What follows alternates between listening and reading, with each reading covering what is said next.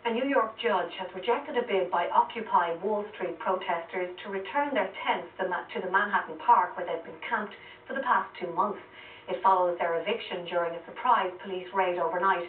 The protesters will be allowed to return to the park, but won't be allowed to set up another camp there. The erection of tents and structures. The police moved in overnight to dismantle the encampment at Zuccotti Park in downtown Manhattan. 2 months after it first appeared, the Occupy Wall Street movement's headquarters was taken apart, and 70 people were arrested. This is absolutely ridiculous. We are peaceful protesters. The mayor of New York, Michael Bloomberg, said the city was acting in the interests of health and safety and was not trying to shut down the protest. Protesters have had 2 months to occupy the park with tents and sleeping bags. Now they will have to occupy the space with the power of their arguments.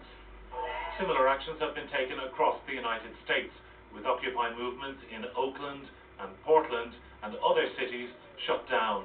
The movement grew rapidly from tiny beginnings as their message of frustration with inequality and that the power of big business and the financial industry struck a chord in the United States and elsewhere, spawning movements in Ireland and further afield.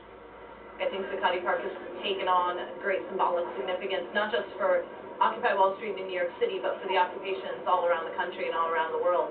I think if Zuccotti Park is emptied, that would be sad for this movement. The activists went to court to try to get a judge to let them back into the square, but after a full day of argument, they lost their case.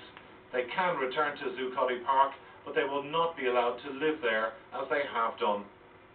Richard Downs, RTE News, Washington.